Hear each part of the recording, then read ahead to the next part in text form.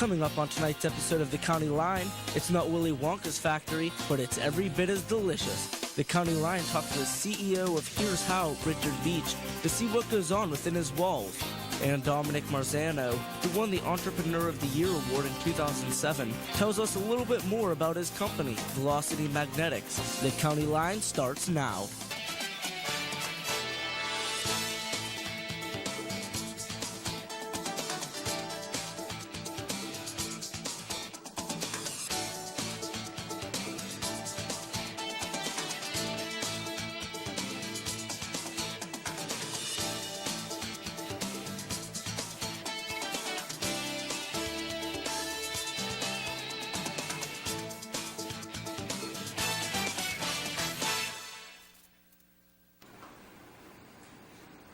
Good evening and welcome to the County Line. I'm Tiffany Burson. And I'm Bradford Eric. Ever wonder what happens behind the scenes of one of the country's largest candy distributors? Tons of hard work and skill at the Here's Howe packaging plant allow us to enjoy their products. The County Line's Brittany Grego takes us to the sweet spot inside the candy factory and shows us how the company began.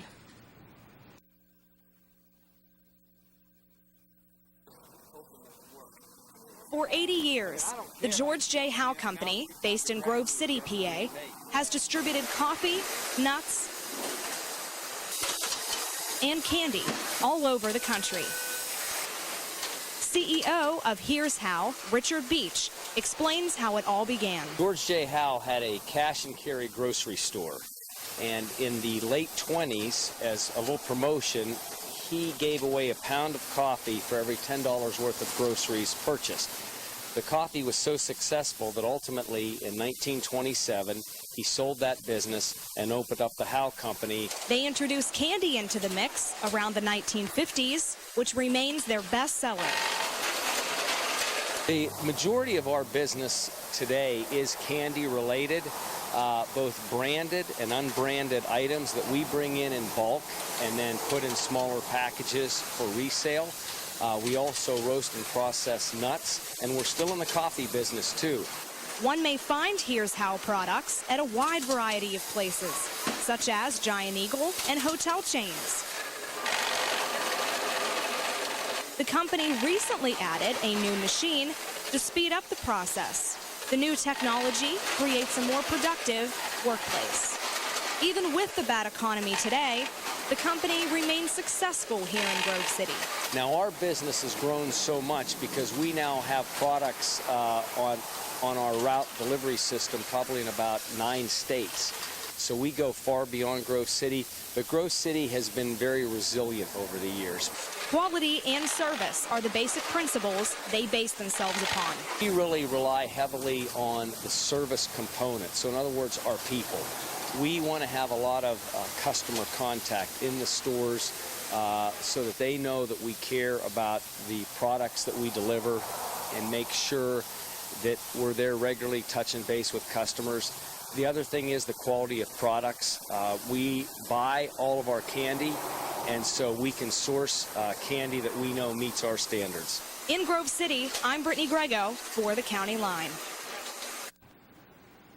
A Westminster College student faces charges of trespassing and vandalism in connection with an alleged drunken rampage on campus back in March. New Wilmington police say 20-year-old Leslie Tabor goes to court next month on charges of breaking down doors at Hillside Hall early morning on March 21st. Police just wrapped up their investigation, filing a list of charges against the second-year biology major. Those charges include trespassing, vandalism, public drunkenness, and disorderly conduct. Police say Tabor caused more than $4,000 worth of damage. The biology major goes to court on May 18th to determine if he should stand trial.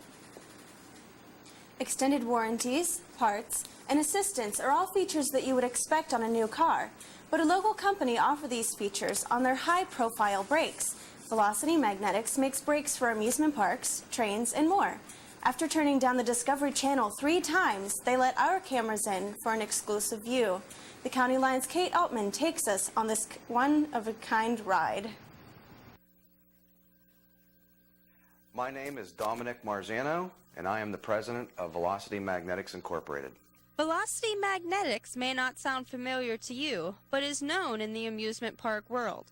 This Newcastle native admits that playing with magnetics was originally just for fun. Magnetics was a hobby that I worked with. Permanent magnetics was a hobby, and eventually I stumbled onto a customer through a friend. This stumbling was the beginning of a company that services amusement parks, universities, and so much more with its 3 different brakes. We do horizontal and vertical applications. Naturally, you know, the horizontal applications are roller coasters and objects that travel on a track or not on a track or, you know, guided somehow. And we also do vertical applications for such as drop towers, elevators, or anything that needs controlled. Marzano, who won the Western PA Entrepreneur of the Year Award in 2007, enjoys that every project is unique in his line of work. We love everything we do here. Everybody that works here enjoys what they do. It's a good variety. We get to go to amusement parks sometimes. Sometimes we get to go to different industrial companies that are exciting, and we just see different facets of the world and different facets of different companies. So the next time that you come to a stop on your favorite roller coaster at an amusement park, you can thank Velocity Magnetics right here in Newcastle. For the County Line, I'm Kate Altman.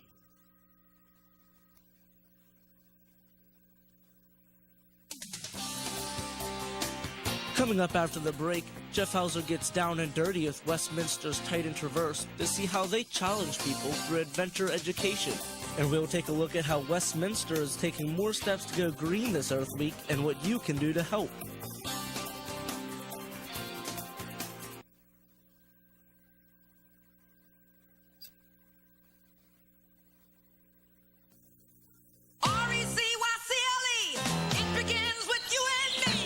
Recycling grocery bags is catching on. Here's my favorite. Let's reduce packaging by getting one big bottle, and it's recyclable. Ooh, this box is heavy. Oh, we'll get this small container of concentrate instead. It's recyclable, too. Now that's smart shopping. Less packaging and more recyclables. All we're asking is for you to recycle. Hey, baby, reduce and reuse. Westminster College is great for working around my schedule.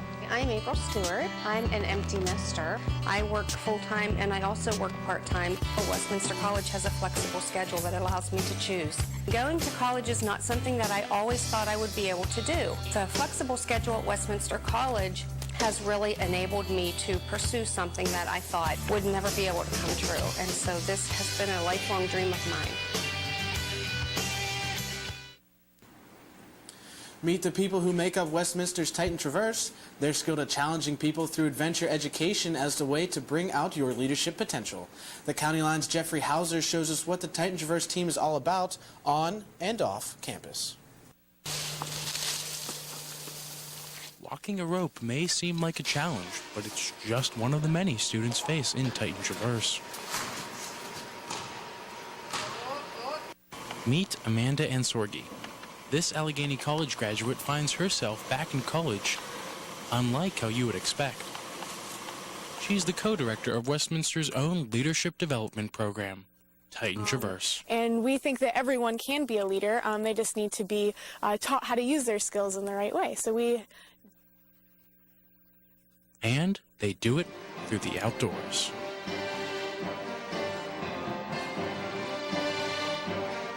We do a lot of mini day trips, sometimes we'll go rock climbing.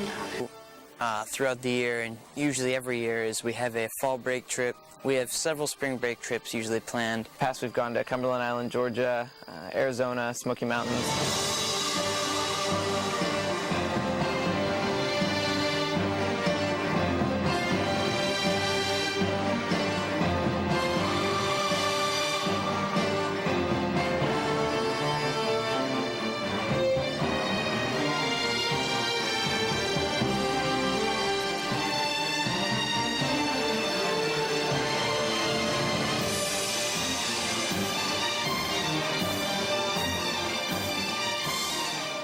The possibilities are really endless with Titan Traverse and what we do.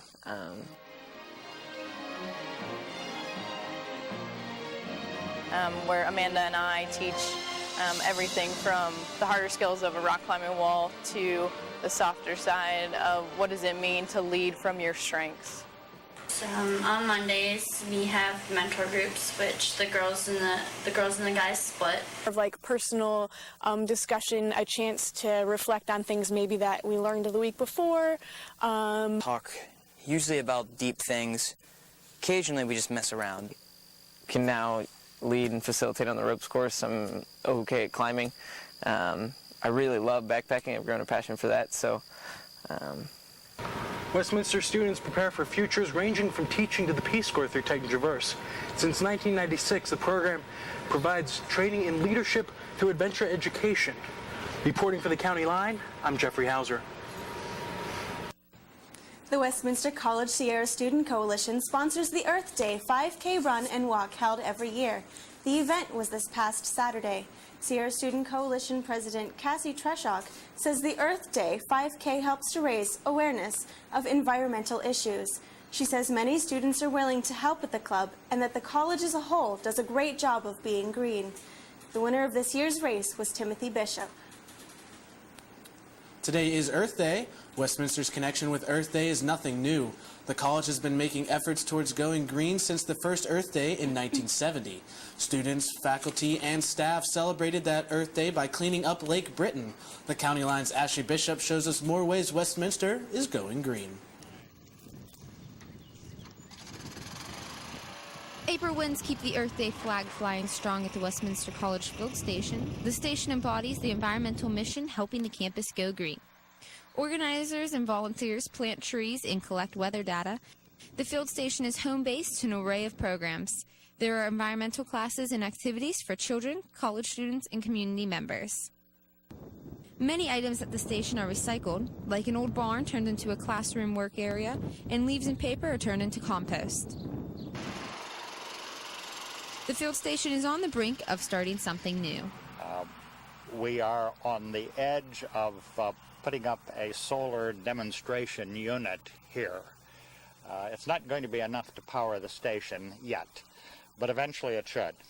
Anyone can join the green movement. Start by being energy efficient, eliminate plastic water bottles, reuse paper, and stop using styrofoam. Goes into landfills, but it's going to be there 100 years. Styrofoam does not decay. Volunteers constantly work to make the campus greener each year. Harms says his students are eager to change the world. They're ready to lead the green-based organizations like the Sierra Student Coalition. Harms feels passionate about living a sustainable lifestyle. Minimize our environmental impact, our so-called footprint on the earth. And college-age students and children, that's where the action is.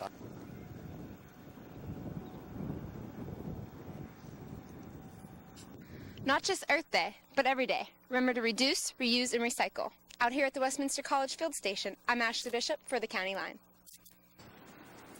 Events took place all around the Westminster campus in honor of Earth Week. Tonight's event and celebration is a public health and Marcellus Shale drilling meeting in Phillips Lecture Hall. Up next, I have the opportunity to talk with Dr. Andrew Aid and Dr. Scott McKenzie about the Westminster Foundation Theater Summer Camp. We will discuss the mission of the camp and how interested students can apply. More County Line is on the way. One day these rats were playing in the woods. One of some matches and that's no good. Listen to smoke before you give it a try. Only you. Don't play with matches. Don't play with fire. Cause there's nothing very funny about nothing very nice on a homeless mind. So if a gorgeous force is what you desire, don't play with matches. Don't play with fire. Only you can prevent forest fires. Fire.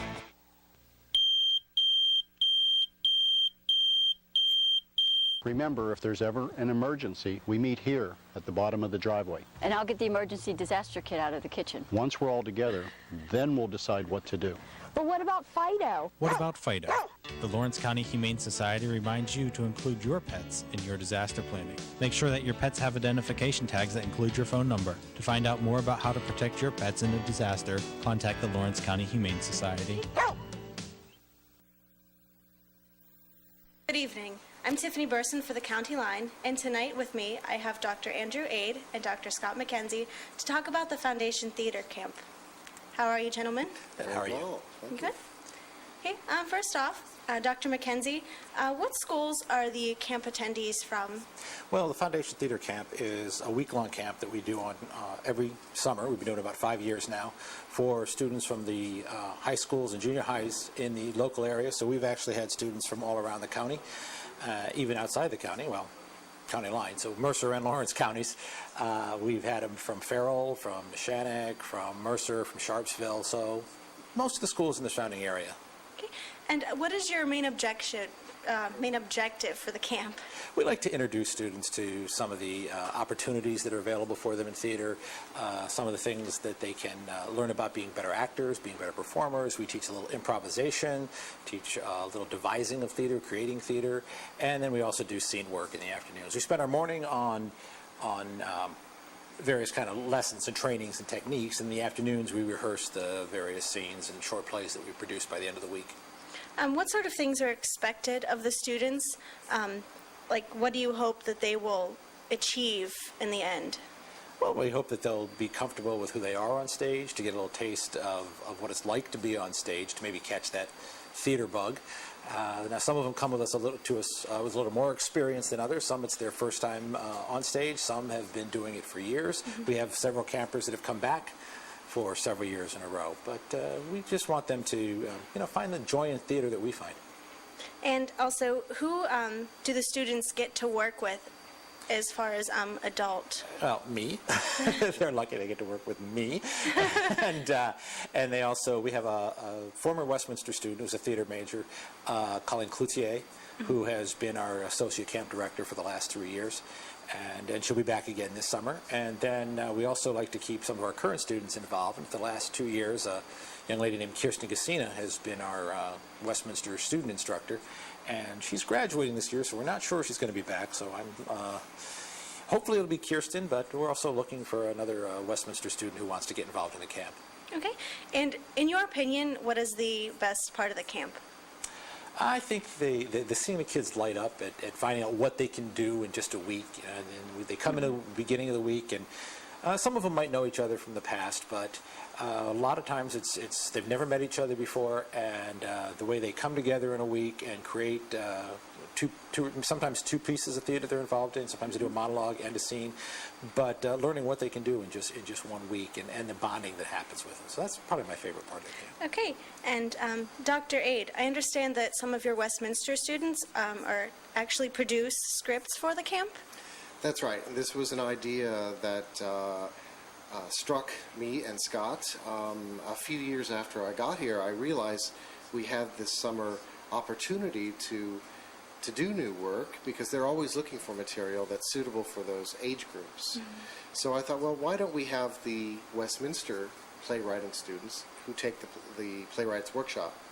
Why don't we have them write material? It's good practice for them. It's a good chance for them to get work that they produce in that class seen on stage, and then they can attend it if they're around in the summer. Mm-hmm. But it's a chance for the young actors to use material that would probably speak to them because it's written by slightly older students who are from the same areas generally. So we thought we would try it 1 year, and it worked out really well. We had, I think, 11 pieces of that class performed, and it was a combination of monologues and scenes. So that was really the initial idea, was to see if we can get these two different projects working in tandem, because everyone would benefit from it. What kind of scripts are normally selected for the final presentation? Well, we're trying to have scripts that are very manageable, that are short enough to do without asking the students to memorize a lot in a very short amount of time. We also want stories that can reflect the lives of these students somehow, typical stories that come out of childhood or adolescence that deal with the tribulations but also the fun side of life, because they're going to be played by students who are basically between 12 and 17. Mm-hmm. And so we didn't want it to be controversial. We wanted it to just be good acting exercises. And so I think when we finish all that we write in the workshop and we pass it on then to the team doing the foundation camp, they get to decide, without knowing the names of who wrote what, blind submissions, they get to decide which stories would be most suitable for those particular actors, and they cast them and take it from there. Okay, and I know your classes write scripts for the camp, but can any Westminster students submit anything to be performed in the summer camps? I don't see why not. Yeah, it hasn't happened, but it's just because it hasn't occurred to us. If a student, and most of the kids that know about the camp know about it from the class, but if a student had a piece they wanted to submit, well, as a matter of fact, we have some students that took the workshop 2 years ago, those pieces that we did, that still might want to write a piece that we might do this year. So yeah, we'd take it from any Westminster student in a blind submission, sure. Okay, so if there are any interested students or parents watching, how would they get in contact with you guys to be a part of the camp?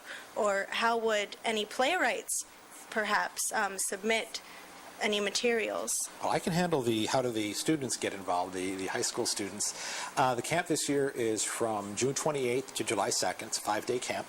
And we start at 9 in the morning and run till about 3:30 in the afternoon until Friday when we do our final performance, which is usually at 6 or 7, depending on how we can work out the schedule.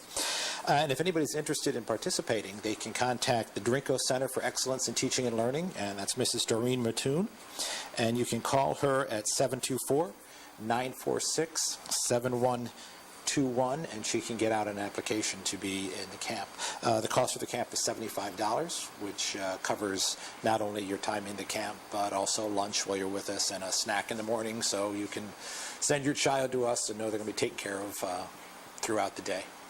Okay, and as far as the submitting scripts? Anyone, if they would like to, could simply submit it to the Department of English or the Department of Theater and state we would be very interested to see if the students who do this camp with that age group of basically 12 to 17, if it would be of interest for them to perform it, and the guidelines would generally be that it not be terribly long, because they only have a few days really to learn it, but they have to do it memorized. And so we don't want it extraordinarily lengthy. But also to make it suitable for a family audience, something that could touch on serious things or comic things. And if they submitted it just directly to me in the English department, Andrew Aid, or to the Department of Theater, Communications Theater with Scott McKenzie, it would all end up in the same place. And we would take the name off and then put it in the group of possible material to look at and see what kind of reaction the leaders of the camp give it. And if it looks just right, then we would be able to take it. Okay, well, thank you very much for your time today, and I wish you well this summer. Hope everything turns out okay. Thank you. And that wraps it up for us. I'm Tiffany Burson for the County Line, and more is on the way.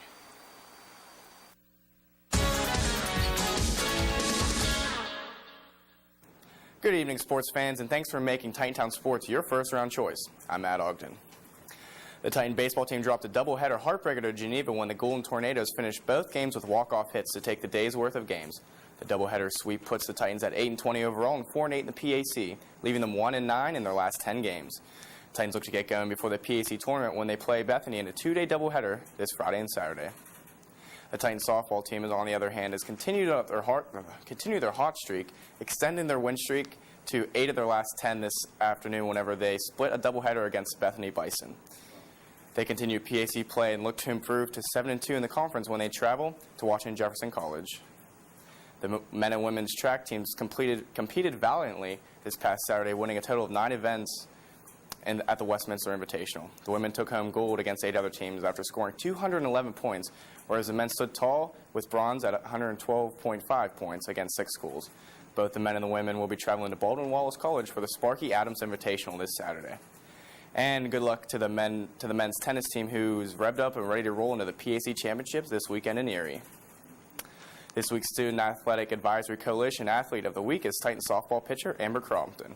Crompton is a senior elementary education major from Ringgold, PA. In 2 games last week, Crompton pitched a total of 12 shutout innings, highlighted by her first career no-no against Pitt Greensburg Monday, striking out 9 and walking 1. She followed it up with a 4-hit shutout against conference rival Grove City Wednesday afternoon. Congratulations, Amber.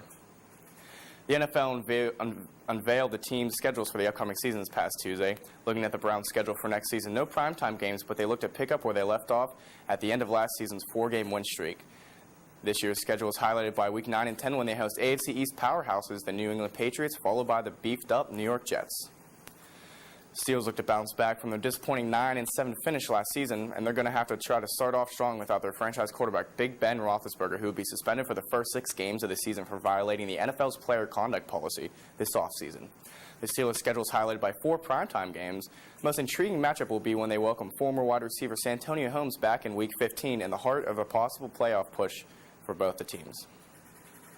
And tonight, for the first time in primetime, the NFL welcomes new stars in the league in the first round of the NFL Draft, hosted at Radio City Music Hall in New York City.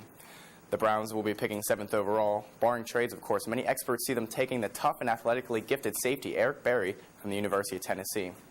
The Steelers, on the other hand, are uncharacteristically picking within the top 20 with the 18th overall selection. Many experts seeing them look to fill some holes in the offensive line, possibly picking up Tim Tebow's right-hand man, Maurice Pouncey, center from the University of Florida. Coverage is on ESPN.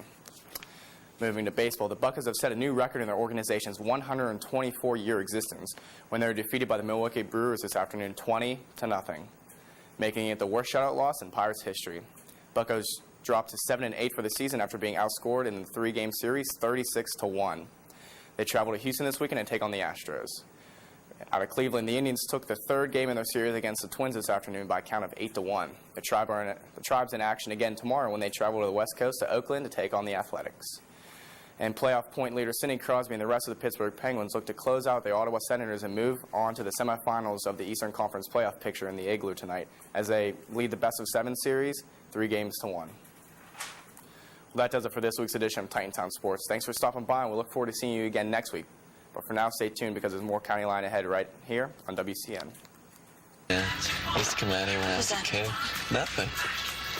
No, I definitely heard something. Look! Who's that? Let's get out of here! What are you doing? Stop the door! Okay. He's trying to act! He does? Yes! Come on, baby.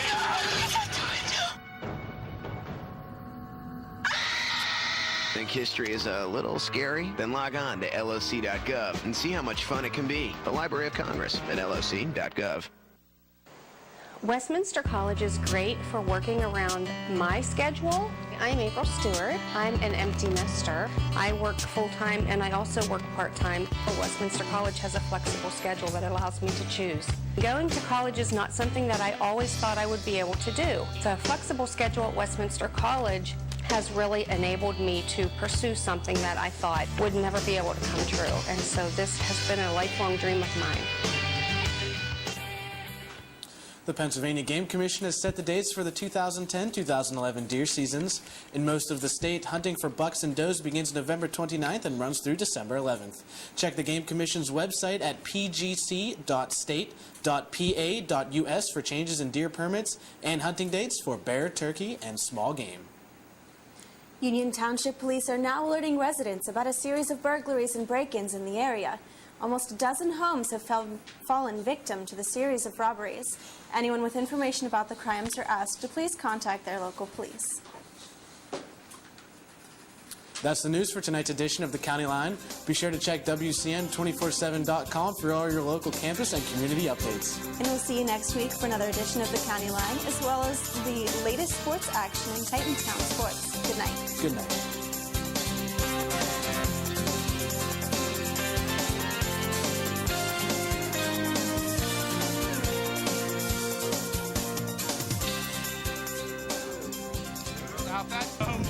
Three, 1, 2, 3.